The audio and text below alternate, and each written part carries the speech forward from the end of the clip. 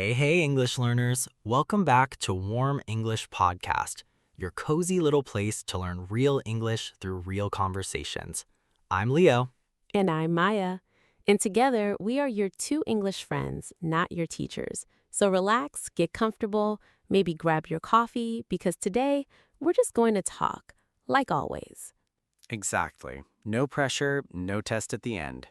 Okay, Maya, before we start, how was your morning? Because you look tired, genuinely tired, not just Monday tired.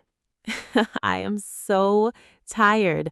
My cat, Biscuit, decided that 5 in the morning was the perfect time to sit directly on my face, not next to my face, on it. Biscuit strikes again. That cat has impeccable timing. Every single day. I swear that cat has a calendar and every date on it says, wake Maya up early. But then I made my coffee, sat by the window for 10 minutes, just quiet, no phone, no music, and honestly, that 10 minutes saved my whole morning. Does Biscuit do this on weekends too, or does he have some kind of mercy for you on Saturdays? Zero mercy. Weekends, weekdays, doesn't matter to him at all. I actually tried moving his food bowl further from the bedroom last month, hoping it would buy me an extra hour of sleep. And it worked for exactly 2 days before he figured out the new system. 2 days. That's honestly a very Biscuit thing to do. Adapt that quickly. That's real, though. It's funny how the smallest part of the day ends up being the part that actually matters. I had something similar happen yesterday, actually. I almost skipped breakfast because I was running late, and I just didn't. I forced myself to sit for 2 minutes and eat something, and it completely changed my mood for the rest of the morning. 2 minutes. That's such a small amount of time to matter that much. It really is. I think we underestimate how much these tiny moments shape the rest of our day, way more than we give them credit for. Completely agree. We spend so much time planning big things, vacations, career moves, weekends, and almost no time noticing the small 5-minute moments that actually make up most of our actual lives, which is actually a perfect way to get into today's topic. Go on. Today, we're talking about everyday life. Not one big dramatic topic, just life. The stuff that happens between waking up and going to sleep. The parts nobody really talks about because they feel too small or too ordinary to mention. And quick note for anyone new here, this podcast is made for A1 to C1 learners. So if you're just starting out, don't worry, we'll keep things clear and slow, and we'll explain everything as we go.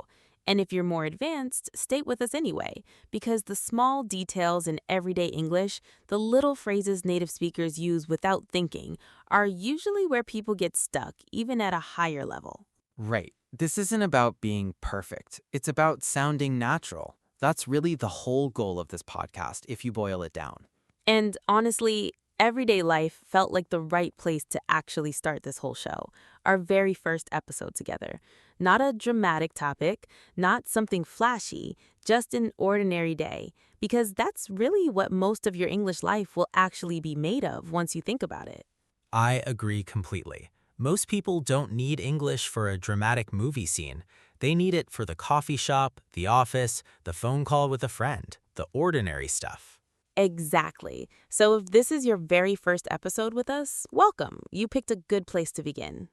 Every episode, we pick a handful of real phrases like this, and we just talk them into your head through real stories, real conversations, things that actually happen to us. That's really all we do here. No worksheets, no drills. And before we go further, stick with us until the end because we've got something for you. A small challenge, actually, that you can try today. So don't leave early. Okay, let's start where every day starts, waking up. Maya, what's the first thing you actually say to yourself in the morning? Be honest. Honestly, usually something like, just 5 more minutes.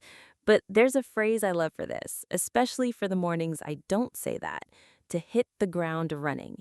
It means to start something with a lot of energy, right from the very beginning. No slow warm-up at all. So if I wake up and I immediately start answering emails, cleaning the kitchen, feeding the dog, and planning my whole day, all before 8 in the morning, Then you hit the ground running. That's exactly it. Some mornings I do that. Other mornings I hit the ground crawling.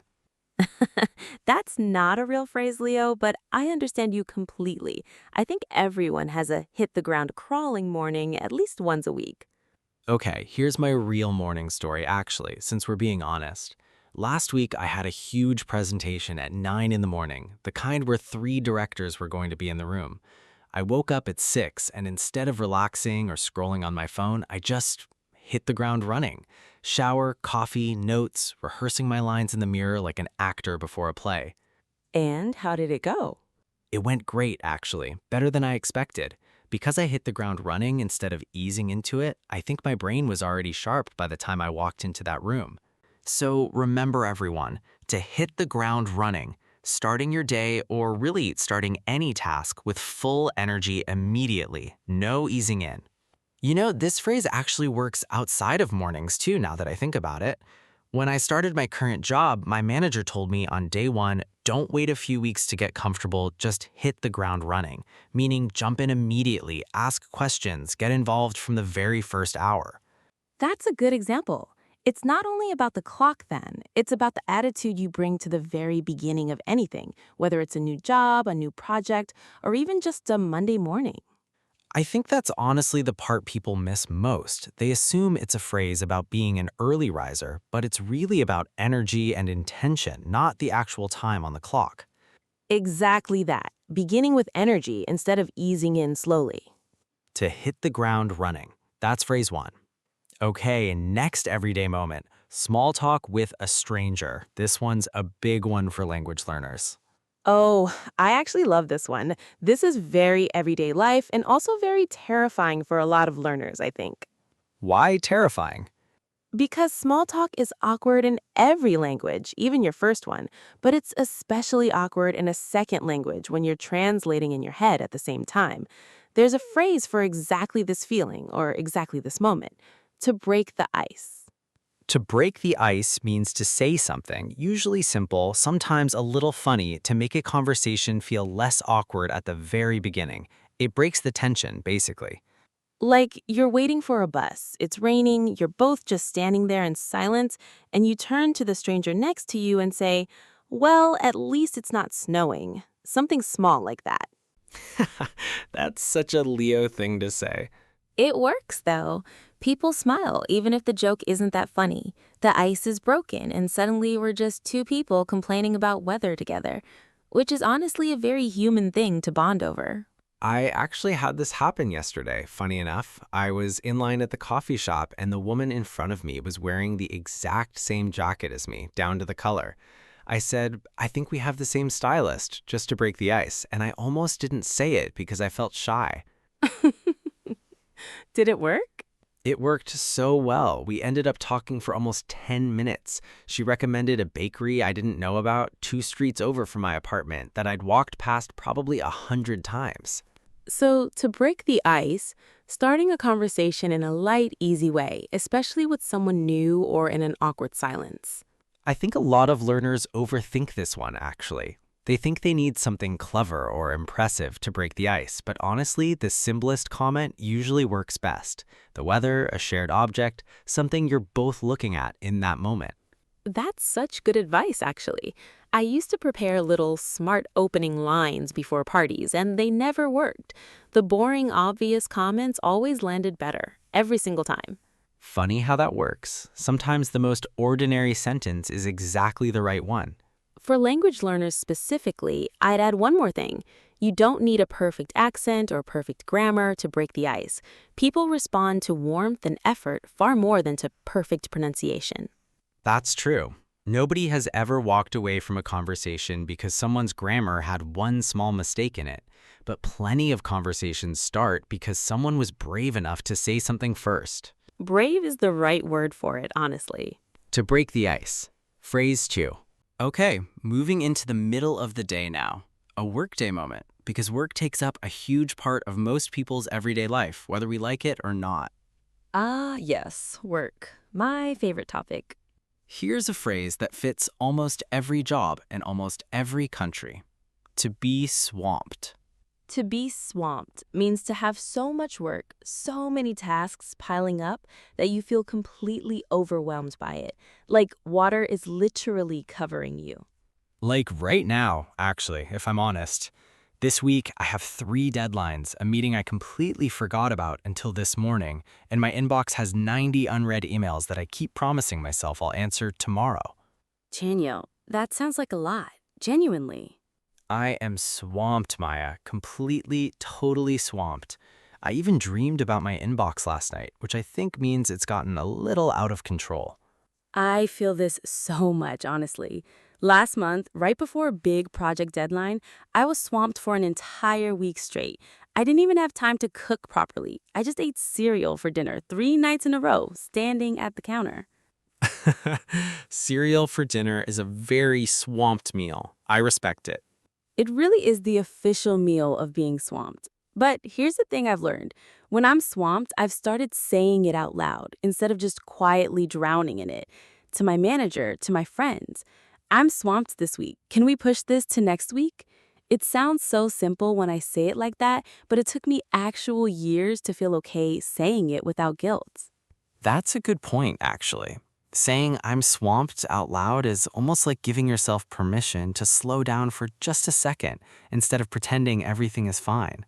So, to be swamped, overwhelmed with work or tasks, like you're drowning in them. I think it's worth saying, too, that being swamped once in a while is normal. It's when it becomes every single week that it's worth actually looking at why. That's fair. There's a difference between a swamped Tuesday and a swamped year. One is life, the other is a warning sign. Well put, very well put, actually. And it's a genuinely useful phrase to know in English because in a lot of offices, people say it constantly, especially near deadlines or the end of a quarter. If you hear a coworker say, "Sorry, I'm completely swamped right now," that's your cue that they can't help with something immediately. Not that they don't want to, just that they genuinely can't right now. That's a really practical way to think about it, actually. It's not just a feeling, it's almost a signal people send each other at work. To be swamped. Phrase 3, and we're halfway through our day already. Okay, let's move into the afternoon now. That part of the day where your energy just drops out of nowhere for no clear reason. Oh, the 3 o'clock wall, I know this one intimately.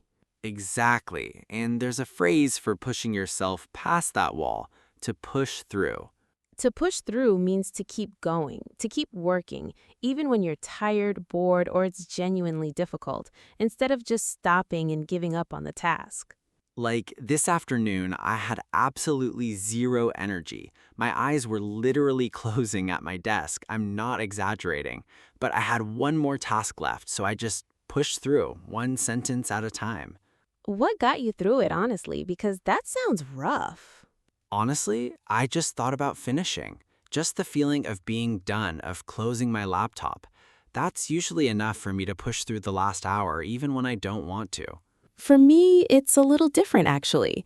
When I need to push through something hard, I think about why I started it in the first place, not just the finish line. Like, I'm learning to paint right now, on weekends, and some days I really don't want to pick up the brush at all. But honestly, it's part of a bigger goal for me this year, actually finishing something I start for once instead of quitting halfway. And remembering that goal is usually enough to push through the resistance. I like that a lot, actually. It's less about forcing yourself through gritted teeth and more about remembering your own reason for starting. So, to push through, to continue, despite being tired, bored, or discouraged, until you're finished. I think there's an important line here, too, actually. Pushing through a hard afternoon is healthy, but pushing through exhaustion for weeks on end usually isn't. It's a short-term phrase, not a lifestyle. That's a really good distinction, honestly. Push through today's wall, but don't turn it into a permanent way of living. To push through. Phrase 4. Actually, before we jump to the evening, there's one more moment I don't want to skip. Right in the middle of the day. Lunchtime. Oh, lunchtime deserves its own phrase, honestly. It's such an underrated part of the day. It really is. And there's a phrase for what a good lunch break actually does for you. To recharge your batteries. To recharge your batteries means to rest or do something you enjoy so you get your energy back, like charging a phone that's almost dead. Some days I eat lunch at my desk, still answering messages, and I don't recharge my batteries at all. Other days, I actually step outside, sit somewhere quiet, and eat slowly, and it makes such a difference for the rest of my afternoon. I've noticed the exact same thing. On the days I actually recharge my batteries at lunch, even for 20 minutes, the 3 o'clock wall we talked about earlier barely touches me. That's a great connection, actually. A good lunch break might be the thing standing between a normal afternoon and a completely swamped one. It's such a small habit, but it seems to change everything downstream from it. I've started treating my lunch break almost like an appointment now, honestly. Something I actually protect on my calendar instead of letting meetings eat into it. So, to recharge your batteries, resting or doing something enjoyable so your energy comes back. To recharge your batteries. That's a bonus phrase for today. And now let's move into the evening. Okay, now let's move into the evening, a quieter part of the day. Checking in with someone close to you after the busyness has settled down a bit. This is one of my favorite parts of the day, actually, out of everything we've talked about so far. Mine too. And there's a phrase that fits this moment perfectly: to catch up. To catch up means to talk with someone about what's happened since the last time you spoke. Sharing news, sharing updates, everyday stories, even small unimportant ones. Like every evening around 8, I call my sister for maybe 15 minutes just to catch up. Nothing serious usually. Just, how was your day? What did you eat? Did anything funny happen to you today? Do you ever run out of things to talk about after so many years of daily calls? Never, honestly. Even on the most boring days, there's always something. Yesterday, we spent a full 10 minutes just catching up about a strange noise her washing machine started making, and somehow it was hilarious. That's very real, though. That's exactly what everyday life actually sounds like. Not big, dramatic conversations, just small, ordinary ones. Exactly. It's not dramatic at all. It's just staying connected a little bit every single day in these small 15-minute pieces. I try to catch up with my old roommate every Sunday evening, actually. We haven't lived together in 3 years now, but that one weekly call keeps the friendship alive in a way that texting never quite manages. So, to catch up, to talk with someone and share news after some time apart, even a short amount of time. It doesn't even need to be a phone call either. I catch up with my best friend mostly through voice messages now, sent whenever we each have a spare minute. Same idea, just a different format for a busier life. That's true, actually. The format changes, but the habit of catching up is really what keeps a relationship alive, more than the specific method you use. There's something almost old-fashioned about it too, in a nice way. In a world full of fast texting and quick reactions, actually catching up with someone properly feels like a small act of care. I like that description a lot, honestly. It is a kind of care when you think about it that way. To catch up. Phrase 5. Okay, last one for today. The very end of the day. Winding down before sleep. I love this phrase, honestly. Maybe my favorite of the 7. To unwind. To unwind means to relax slowly after a busy or stressful day, letting go of the tension in your body and your mind bit by bit. For me, unwinding looks like tea, a book, and absolutely no phone for 30 minutes before bed. That's my whole ritual. No phone? That's honestly brave in this day and age. It took real practice, believe me, but I noticed that if I go straight from scrolling on my phone to lying in bed, my brain never actually unwinds properly. It's still buzzing with everything I just looked at, and then I lie there wide awake. That makes complete sense. I unwind a little differently, actually. I like a short walk, even just once around the block. No headphones, just quiet. It's strange maybe, but walking helps my mind slow down more than sitting still ever does for me. That doesn't sound strange to me at all. I think everyone's version of unwinding is a little different, honestly. And that's kind of the whole point. You just have to find yours, and it doesn't have to look like mine. So, to unwind, to relax and release tension after being busy or stressed all day. I think the mistake a lot of people make, myself included for a long time, is confusing unwinding with just collapsing in front of a screen. Sometimes that helps, but often it doesn't actually let your mind settle at all. That's such a good point. There's a real difference between numbing yourself for an hour and actually unwinding. One leaves you more tired, and the other leaves you lighter. To unwind, our 7th and final phrase, and that's our whole ordinary day, start to finish. Okay, let's do a quick recap before we finish today, since we covered a lot of ground. We started with to hit the ground running, starting your day with full energy, right from the very beginning. Then, to break the ice, starting a conversation in a light, easy way, especially with someone new. To be swamped, overwhelmed with work, like you're drowning in tasks. To push through, continuing despite being tired, bored, or discouraged. And don't forget our bonus one, to recharge your batteries, resting so your energy comes back, especially at lunchtime. To catch up, sharing news with someone after time apart, even a short amount of time. And to unwind, relaxing and releasing tension after a busy or stressful day. 7 phrases, one whole ordinary day. That's everyday life in English, from the very first minute you wake up to the very last minute before you sleep. Now it's your turn, actually. In the comments below, tell us, what does your everyday routine really look like? And if you can, try writing it in English, even just 2 or 3 sentences. We genuinely read every single comment, so don't be shy. Don't worry about mistakes either. This is a safe space. Remember, we're your English friends, not your teachers, and nobody here is grading you. If your sentence isn't perfect, that's genuinely fine. We'd rather read an imperfect sentence you actually wrote yourself than no sentence at all. And if you want, tell us which one of today's 7 phrases felt the most familiar to you, the one where you thought, that's exactly my life. We're always curious which ones land the hardest for different people. And honestly, we've noticed the answer is different for almost everyone who writes in. And speaking of practicing, remember that little something we mentioned earlier at the very beginning? Yes, here it is, and it's simple. Pick just one of today's phrases and use it out loud today in a real sentence about your own actual day. Just one phrase. It doesn't have to be perfect, and it doesn't have to be a long sentence. Say it to yourself in the mirror, say it to a friend, even say it to your cat. Especially to your cat. Biscuit won't judge you, I promise. He's not even listening, honestly. He's probably asleep on my keyboard right now. Okay, before we go, one last thing, and then we'll let you go about your day. Go ahead. Everyday life isn't boring, even though it might feel that way sometimes. It's actually where most of your real English happens. The small talk, the how was your day, the quiet evening check-ins, the little 10-minute moments. So don't wait for something big to practice your English. Practice right here, in the small stuff, today. A lot of learners wait for some big moment to feel ready to speak English. A trip abroad, a job interview, some perfect future situation. But honestly, the ordinary Tuesday you just lived through today already had 7 opportunities in it, if you'd noticed them. That's such a good way to put it.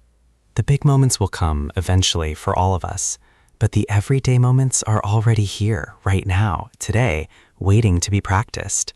And honestly, if you practice enough of the small, ordinary moments, the big ones tend to take care of themselves when they finally arrive. That's a lovely way to end today's episode, actually. Well said. Honestly, well said. You're doing better than you think, every single day, even on the swamped ones. I'm Leo. And I'm Maya. And we'll catch up with you right here next time. Take care of yourselves, everyone.